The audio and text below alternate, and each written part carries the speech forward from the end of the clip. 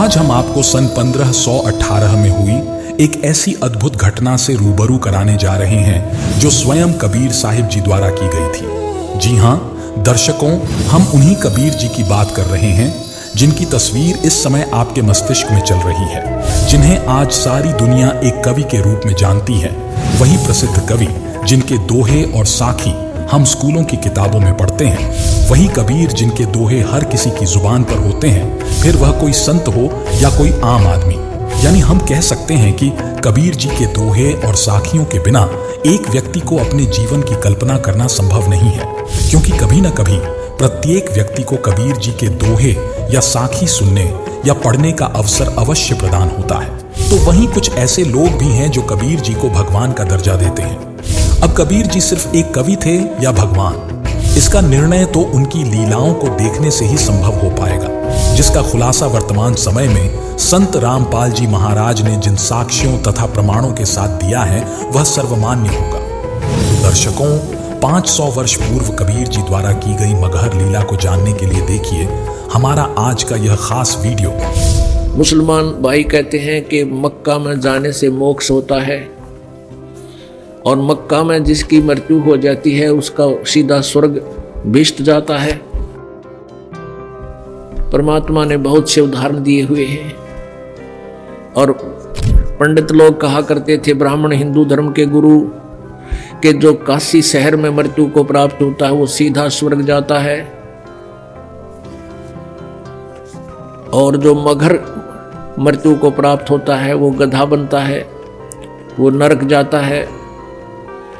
परमात्मा कबीर जी, परमेश्वर जी स्वयं जब तत्वदर्शी संत की भूमिका करने आए हुए थे बनारस में, काशी में, तब कहा करते थे कि पुण्यकर्मी प्राणी और सत्य साधना करने वाला भक्त वो कहीं पर भी शरीर छोड़े, कहीं पर भी उसकी मृत्यु हो, वो अपनी भक्ति की कमाई से अपने इष्ट के पास चला जाता है, वो नरक नहीं जाता। और दुष्कर्मी प्राणी, सत भक्ति ना करने वाला भक्त, चाहे कहीं पर भी काशी मरो चाहे मगर मरो, वो सीधा नरक में जाता है। लेकिन ये बात उन काशी के पंडितों के गले नहीं उतरे थी। इस भ्रम को मिटाने के लिए परमेश्वर जी, कबीर जी ने कहा कि भाई मैं मगहर में शरीर छोड़ूंगा, मैं मगहर में शरीर छोड़ूंगा और पंडितों तुम मेरे साथ चलो और थारे ये पत्रे वत्रे ज्योतिष जातिष सारी इकट्ठी कर ले ला लियो तुम और बता दियो फिर यहाँ उपस्थित लोगों को कि मैं कहाँ गया हूँ।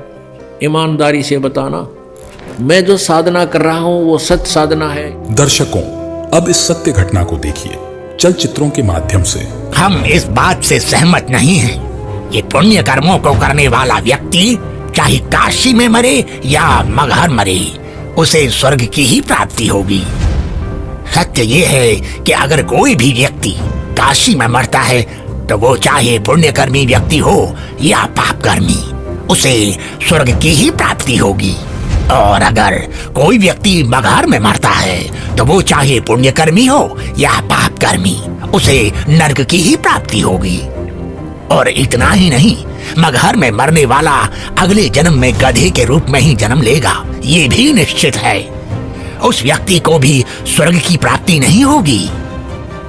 ठीक है, तो मैं फिर मगहर में ही शरीर का त्याग करूंगा और स्वर्ग नहीं, स्वर्ग से भी आगे सतलोक जाऊंगा। और आप सभी पंडितों से मेरा आग्रह है कि आप सभी मेरे साथ मगहर चलें और मेरे शरीर छोड़ने के बाद अपनी ज्योतिष विद्या का प्रयोग करके ईमानदारी से सभी लोगों को ये बता देना कि मैं कहाँ गया हूँ। लोगों के बीच का ये भ्रम दूर होना चाहिए कि मोक्ष केवल काशी मथुरा में शरीर का त्याग करने से नहीं होगा, बल्कि मोक्ष केवल यथार्थ भक्ति से और मर्यादा में रहकर अपने जीवन का निर्वहन करने से होगा। परमात्मा एक लीला करने आए थे, उदाहरण देने आए थे और भ्रम मिटाने आए थे। काशी में क्या कर रखा था इन नकली गुरुओं ने, ब्राह्मणों ने, इन दुश्मनों ने हमारे साथ क्या कर रखा था? झूठ ऐसा बहका रखा था हमारे पूर्वजों को कि जो काशी में मरता है वो सीधा स्वर्ग जाता है। तो श्रद्धालु व्यक्तियों ने, जिनके पास कुछ धन अच्छा था, धनी लोगों ने, विशेषकर वैश्य कुल के लोगों ने, वाणियों ने उन ब्राह्मणों की बात को बहुत महत्व दिया। उनके बुजुर्ग कहने लगे, बेटा हमारी मृत्यु तो होनी है, यदि हमारा काशी में कुछ दिन निवास हो जाए लास्ट में तो हमें स्वर्ग मिल जाएगा, गुरुजी बताते हैं। तो उन भक्तों ने सोचा भी माँ बाप ने सारी उम्र हमारे लिए बहुत कुछ किया है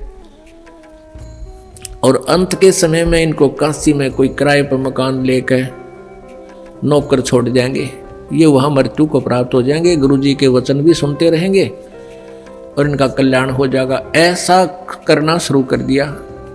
फिर उन गुरुओं ने के स्कीम बनाई कि ये बहुत ज़्यादा उनके श्रद्धालु आने लगे और बाहर कमरा लेंगे, तो उनके लिए उन्होंने कहा कि तुम ऐसा करो, हमारे पास ही छोड़ दो अपने माता पिता को, जो इनका खर्चा दो हमें दे दो, हम इनकी सेवा कर दिया करेंगे, यहाँ भक्ति भी करते रहेंगे, हमने भी खर्चा अपनी रोटी बनानी है, इनको भी बना दिया करेंगे। अब लालच में वह आफत मोल ले ली उन पंडिता ने। अब बुढ़ा और बुढ़िया ने वहाँ छोड़ा और उनको महीने के 10-20 रुपये देने लगे। पहले 10-20 रुपये बहुत ज़्यादा होते थे, 20,000 के करीब होते थे। तो ब्राह्मणा का जीसा आ गया उन नकलियाँ के गुरुओं के, जो उनके गुरु थे। एक गुरु के पास और 20-20 बुढ़ा बुढ़िया इकट्ठी होगी, और बुढ़ा बुढ़िया तो एक का ना संगवाया जाता, तकलीफ हो जाता है। और उन हो गए 10-10, 20-20 एक के पास, गुरु जी के पास। अब उन मुश्किल में आच गई कि क्या करें, या लालच में पत्तों मोल ले ली। फिर न स्कीम बनाई उन दुष्टों ने। क्या स्कीम बनाई कि भाई एक ऐसी अफवाह फैला दो, एक ऐसी प्रोपगंडा छोड़ दो कि भाई उन्होंने क्या स्कीम बनाई कि कह दो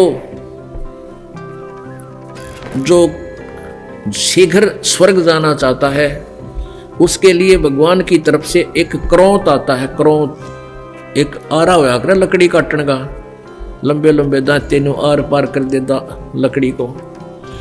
वो गंगा दरिया के किनारे एक स्ट्रक्चर सा बना के ऐसे, और उसके अंदर एक आरा ऊपर नीचे आण का एक थोड़ा सा स्थान छोड़ दिया, और उसके चलाने का हैंडल काफी दूरी पर कर दिया रस्सों से।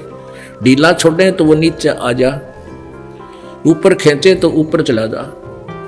और ये प्रोपगंडा फैला दिया, भाई जिसने जल्दी स्वर्ग जाना हो भगवान की तरफ से एक क्रौंत आता है, और वो क्रौंत जिसने काट देता है उसका सीधा स्वर्ग चला जाता है।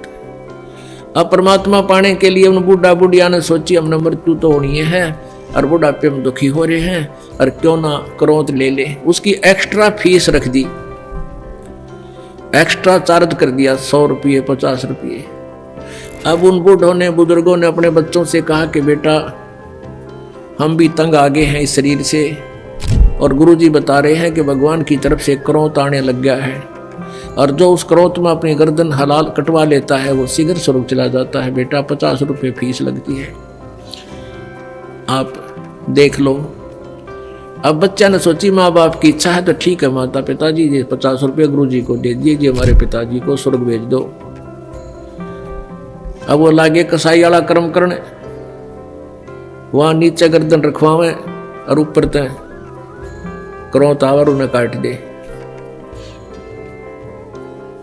इस प्रकार स्वर्ग भेजन लागे, क्यों पीछा छुटवाना था उन्हें तो अपना। और प्रोपगंडा फैला दिया कि जो क्रौंत में शीश कटा लेता है वो सीधा स्वर्ग जाता है। तो परमात्मा पाने के लिए पुण्यात्माओं ने वहां गर्दन देनी भी शुरू कर दी, कटवानी शुरू कर दी। दर्शकों, संत रामपाल जी महाराज जी द्वारा बताए गए इस प्रकरण को देखिए 2D एनिमेशन के माध्यम से। करौंत से थोड़ी दूर पर ही खड़े होकर वो सभी देखते हैं कि गंगा नदी के किनारे करौंत वाली जगह है। उसका हैंडल करौंत से थोड़ी दूर पर एक मंदिर के पास है जो गुप्त है। हे ब्राह्मण, मुझे भी मोक्ष को प्राप्त करना है।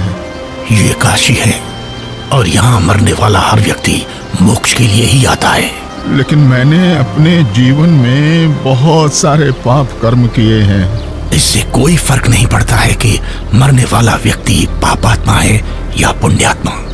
काशी में मरने वाला हर व्यक्ति स्वर्ग को जाता है और मगहर में मरने वाला हर व्यक्ति नरक को प्राप्त करता है। ठीक है, मुझे भी इस आरे के नीचे आकर स्वर्ग जाना है। 50 मोहरें लगेंगी। ये लो। ठीक है, तुम तख्त पर लेट जाओ। मैं भगवान से प्रार्थना करता हूँ कि वो आपको स्वर्ग में जगह दे। हे परमात्मा, इस आत्मा को अपने चरणों में स्वर्ग में स्थान देना। बहुत सारे लोग मोक्ष के लालच में पैसे देकर आरे से कट रहे थे। कुछ माता पिता अपने पुत्रों से अनुरोध कर रहे थे कि हमें भी आरे से कटवा दो ताकि हम जल्दी स्वर्ग चले जाएं। तो परमात्मा के बद्दी छोड़ कहा करते कबीर जी, बिना भक्ति क्या होते हैं भावे काशी करौत ले। करौत आरे न बोला करते, वो आरी लंबा आरा होया करता। कहते भक्ति बिना कुछ नहीं बना, चाहे काशी में जाकर करौत भी ले ले, गर्दन कटवा ले। और मिटे नहीं मन वासना बहुविध भरम संदेह। जैसे वो काशी के लोगों ने, उन पंडितों ने ये अफवाह फैला रखी थी कि जो मगर मरता है, मगर गोरखपुर से 25 किलोमीटर की दूरी पर एक कस्बा है, और उस कस्बे का उस समय एक बिजली खान नाम का पठान नवाब था। वो भी कबीर परमेश्वर जी का शिष्य हो गया था। एक बार वहां अकाल गिर गया था मगर स्टेट में, मगर रियासत में, और सभी जंतर मंत्र कर लिए थे। सभी सिद्ध पुरुषों ने हाथ खड़े कर लिए थे कि तुम्हारे संस्कार में 4 वर्ष वर्षा नहीं है, 4 वर्ष का अकाल गिरेगा ही गिरेगा। तब कबीर परमेश्वर जी के पास बिजली खां पठान स्वयं गए थे। परमात्मा मगर में आए थे और आते ही वर्षा ने जबरदस्त वर्षा करवा दी थी। सब भर दिए थे तालाब, तो लोग सब एक कम एक कर दिया था। उसके बाद उस मगर स्टेट, मगर रियासत के यानी मगर कस्बे के सभी व्यक्तियों ने परमेश्वर कबीर जी से उपदेश ले लिया था। हिंदू और मुसलमानों ने, उस मगर के अंदर आधे मुसलमान थे, आधे लगभग हिंदू थे, और सभी ने, क्योंकि मरता के नहीं करता, फिर ज्ञान समझ में आ गया। तो मगर रियासत का जो नवाब था वो बिजली खां पठान भी कबीर परमेश्वर जी का शिष्य था। उधर से काशी नरेश वीरदेव सिंह बघेल, वो भी कबीर परमेश्वर जी की भक्ति और ज्ञान और शक्ति से परिचित होकर के उपदेशी कबीर जी के शिष्य थे। तो कबीर परमेश्वर जी ने कहा कि भाई धरती का भरोसा नहीं रहना चाहिए। तुम कोई तो कहते हो मथुरा में मोक्ष होगा, नहीं। परमात्मा कहते हैं मुक्ति खेत मथुरा परी, और किन्या कृष्ण कलोल, और कंस के सी चाणोर से वहां फिरते डामाडोल।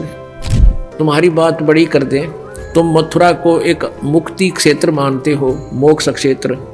अरे उसमें कृष्ण जी ने तो वहां नरी मौज मचाई, जैसे मठ गोपियों के साथ बकवाद करी, और उस तुम मानते हो मोक्ष स्थान ही है वो। तो उस मोक्ष स्थान पर कंस केसी और चाणूर जैसे का बक्कल उतरा, उन्हें बकवाद प्राप्त हुई, उनका मोक्ष ना हुआ।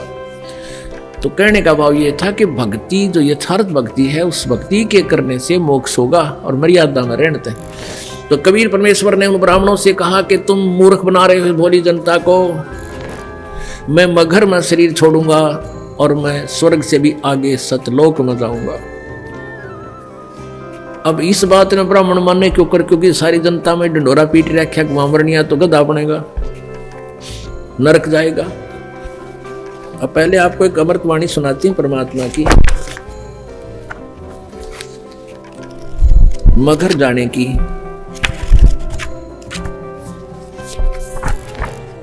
की ना मगर पियाना सतगुरु की ना मगर पियाना सतगुरु की ना मगर पियाना हो। दोनों दिन चले संग जाके हिंदू मुसलमाना हो। दोनों दिन चले संग जाके हिंदू मुसलमाना हो। की ना मगर पियाना सतगुरु की ना मगर पियाना सतगुरु की ना मगन पियाना हो।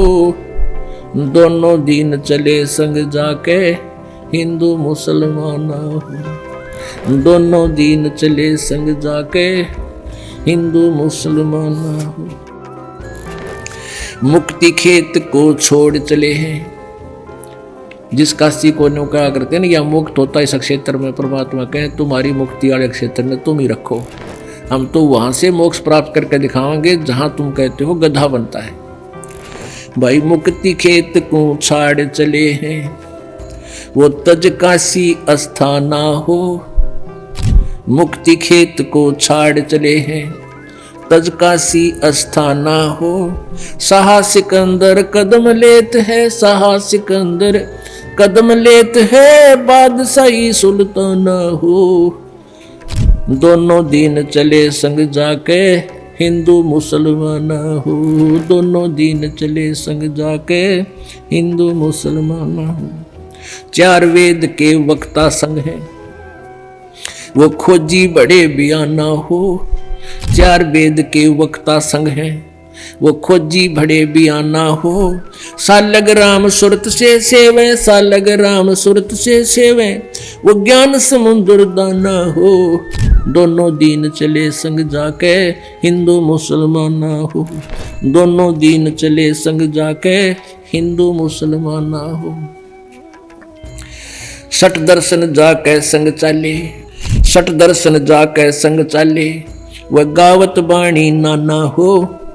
अपना अपना इष्ट संभाले, अपना अपना इष्ट बनावे, वो बच्चे पोथी पाना हो। दोनों दिन चले संग जाके हिंदू मुसलमान हो। भाई चादर फूल बिछाए सतगुरु, देखे सकल जिहाना हो। चादर फूल बिछाए सतगुरु, वो देखे सकल जिहाना हो।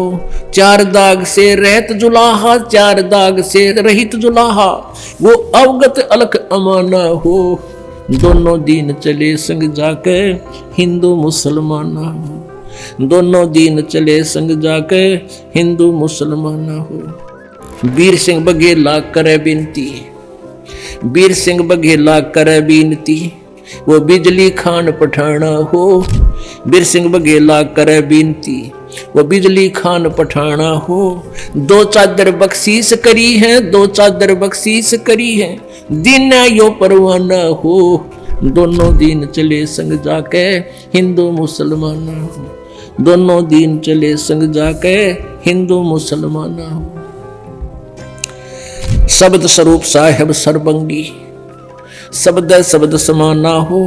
दास गरीब कबीर अर्श में, दास गरीब कबीर अर्श में, वो फर्क ध्वज निशाना हो। दोनों दिन चले संग जाके हिंदू मुसलमान हो। किन्ना मगर पियाना सतगुरु, किन्ना मगर पियाना हो। दोनों दिन चले संग जाके हिंदू मुसलमान हो, दोनों दिन चले संग जाके हिंदू मुसलमान हो। तो परमात्मा वहां से चल पड़े। 120 वर्ष की उम्र का शरीर था, कबीर परमेश्वर जी दिखा रहे थे अपना। वैसे उनका शरीर की कोई आयु नहीं है, परमात्मा की कोई आयु नहीं होती। उन्होंने एक लीला में शरीर दिखाया था, एक जनसाधारण की तरह एक जीवन जीकर अपने हाथों से कर्म करके अपना निर्वाह करके दिखाते हैं, एक लीला करते हैं। वो प्रत्येक युग में आते हैं। 120 वर्ष की आयु शरीर की दिखा रहे ऐसे महसूस हो रही थी, और काशी से पैदल चल पड़े। उनके साथ वीर देव सिंह बघेल काशी नरेश भी अपनी सेना लेकर चल पड़ा, और काशी के बहुत से व्यक्ति दर्शनार्थ चल पड़े। और काशी के वो विद्वान पंडित मंडलेश्वर भी अपने पोथी बही लेकर के चल पड़े, पत्रे वत्रे और ज्योतिष जातिष सारी शोधन खातर वो भी चल पड़े। वीर देव सिंह बघेल सेना इसलिए लेकर चला था कि मैं गुरुदेव जी के शरीर को यहाँ लाऊंगा जब ये शरीर छोड़ देंगे, और हिंदू रीति से इनका अंतिम संस्कार करेंगे। हम मुसलमानों के हाथ अपने गुरु जी के शव को नहीं जाने देंगे। अब बिजली खां पठान मुसलमान को जब ये पता चला कि गुरुदेव यहाँ आ रहे हैं, और काफी व्यक्ति भी दर्शनार्थ आ रहे हैं, और गुरुजी यहाँ पर अपना जीवन लीला अंत करेंगे, और वीरदेव सिंह काशी नरेश हिंदू के इरादे से भी परिचित हुए कि वो शरीर को लेकर जाएंगे। तो बिजली खां पठान ने भी अपने मुसलमानों से सलाह की तो मुसलमानों ने कहा कि हम अपने गुरुदेव के, अपने पीर के शरीर को हिंदुओं को नहीं देंगे, हम मुसलमान रीति से अंतिम संस्कार करेंगे, और यदि ये नहीं मानेंगे तो आपस में युद्ध भी करके प्राप्त करेंगे। जब परमेश्वर कबीर जी वहां पहुंचे तीसरे दिन पैदल चल के, क्योंकि बनारस से, काशी से मगहर लगभग 200 किलोमीटर के आसपास है। तो बिजली खां पठान से ने प्रणाम किया, कहा गुरुदेव। परमात्मा ने अपना कारण बताया वहां पहुंचने का और कहा कि बिजली खां मैं स्नान करूंगा, पानी की व्यवस्था, जल की व्यवस्था करो। बिजली खां पठान ने कहा गुरुदेव जल ला रखा आपके लिए, शुद्ध जल स्नान के लिए। परमेश्वर ने कहा कि कबीर जी ने कहा कि मैं बहते पानी में, दरिया में स्नान करूंगा। अब बिजली खां पठान ने कहा कि यहां एक दरिया बहती थी, आमी नदी, लेकिन वो भगवान शंकर ने श्राप दे रखा है, उसका पानी खत्म हो गया, वह सूखी पड़ी है। परमेश्वर जी ने कहा कि चलो दिखाओ मुझे कहाँ है वो आमी नदी। जहां परमेश्वर खड़े थे वहां थोड़ी सी दूरी पर, 2-3 एकड़ की दूरी पर, 600 फुट की दूरी पर वो दरिया सूखी पड़ी थी। परमात्मा ने वहां खड़ा होकर, साथ में हजारों की संख्या में दर्शक, और परमेश्वर ने ऐसे किया था हाथ से संकेत, जैसे ये ट्रैफिक का सिपाही करा करे, ऐसे कर दिया। क्या देखते हैं कि थोड़ी सी दूरी पर एक बहुत बड़ा धमाका हुआ और एकदम पानी से भरकर नीचे से पानी इतना जोर से निकला और पूरी दरिया भरकर चल पड़ी। बोलो सतगुरुदेव।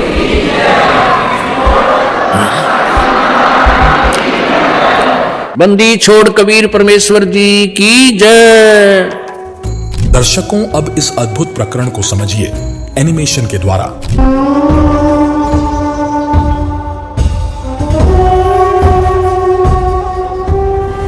लगता है कबीर जी के जिस्म को पाने के लिए काशी नरेश वीर देव सिंह भी अपनी सेना लेकर आया है, लेकिन हमें किसी भी हालत में इन हिंदू काफिरों को कबीर जी के जिस्म को पाने नहीं देना है।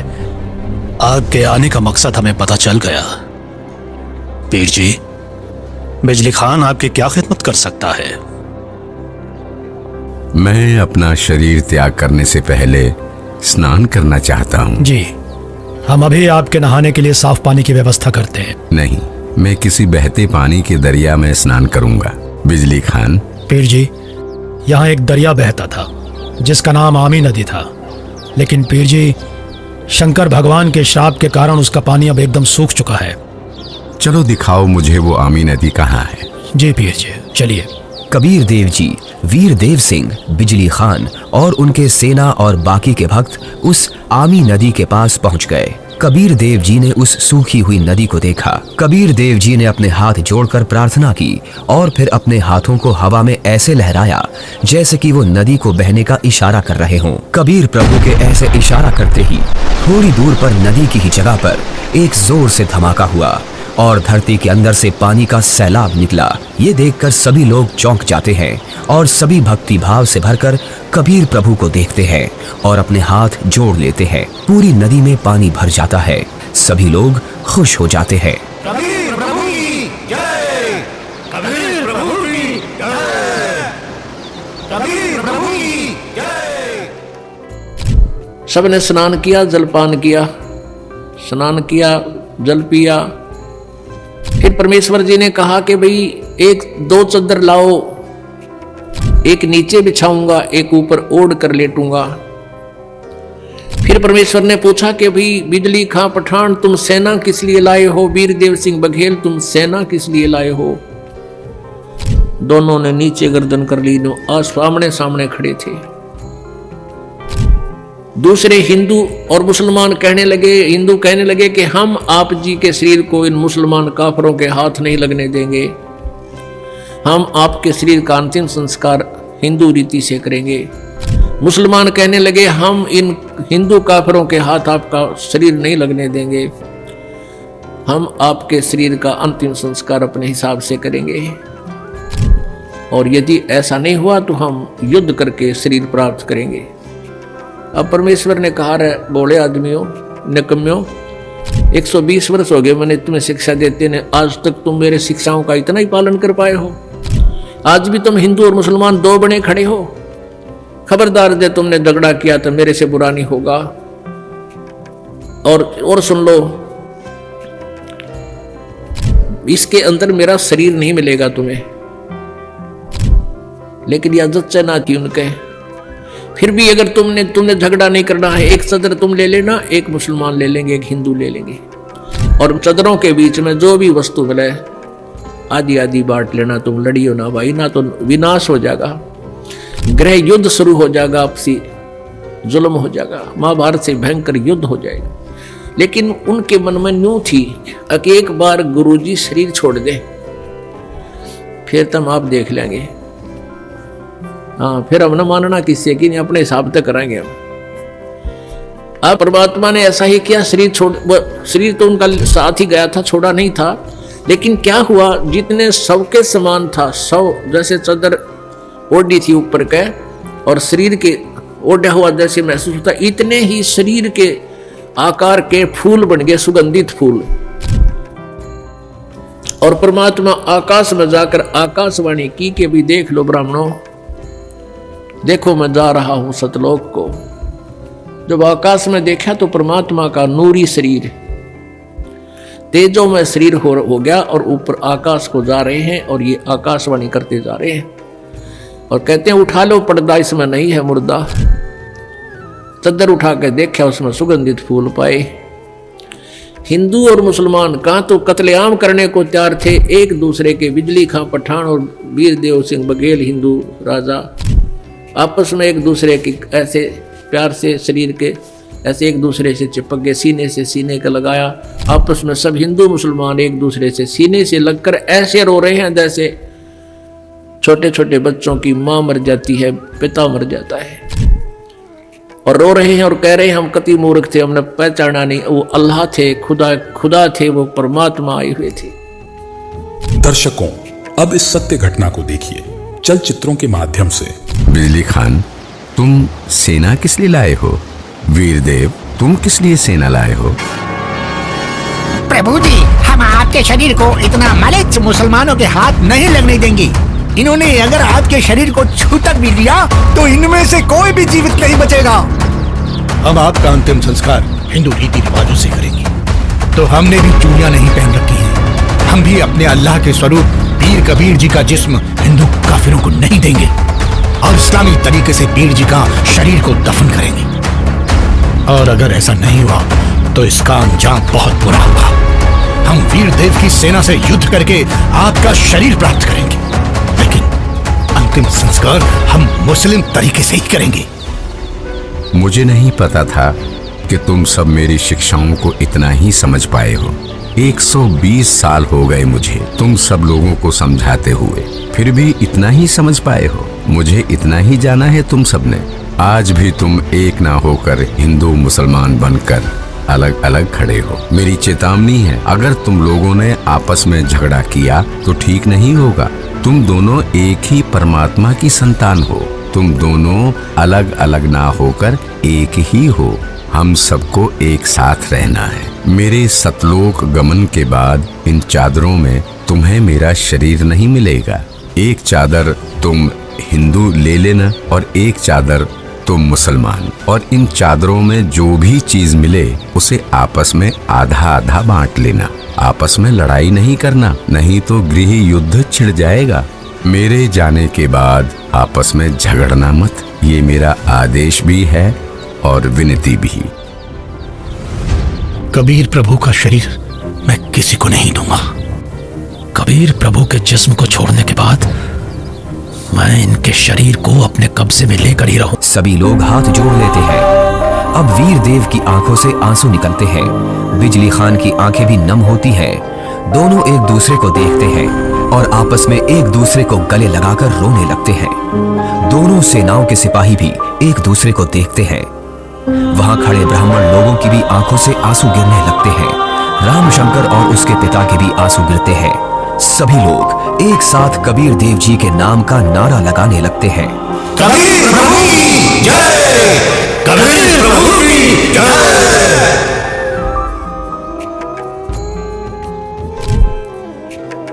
अपने आत्माओं, हमने परमेश्वर को पहचाना नहीं, इतनी लीलाएं प्रभु करके गए। आज भी मगर स्थान पर हिंदुओं ने अपनी अलग से यादगार बना रखी है, एक चद्दर और आधे वो सुगंधित फूल लेकर, और मुसलमानों ने अपनी अलग बना रखी है, एक चद्दर और आधे फूल लेकर। आज भी ये दास उसको, आज भी विद्वान है ये दास, बहुत बार उसको देख कर आया है, और हमने फोटो खींच कर लाए थे उनके। दोनों अलग अलग बने हुए हैं। 3 बार ये दास भी संगत को साथ ले जाकर दिखा कर लाए, प्रमाण करने के लिए कि हम सुना करते हैं वो सच्चाई है। तो पुण्यात्माओं, उन्हीं में से कुछ फूल अकेले ला करके बनारस में, काशी में भी एक चौरा बना दिया बिजली खां पठान ने, और वहां दोनों यादगार अलग अलग हिंदू और मुसलमानों की आज भी है, और उनका कोई आपस में मनमुटाव नहीं है। वो अपने हिसाब से कर रहे हैं, वो अपने हिसाब से कर रहे हैं। कति बीच में दीवार भी नहीं है, एक ग्रिल ला रखी है बीच में पार्टीशन के लिए, जैसे ये ग्रिल लगी हुई नथ, और आपस में बीच में एक सामूहिक गेट भी है। दर्शक जाते हैं, दोनों को देख कर आते हैं।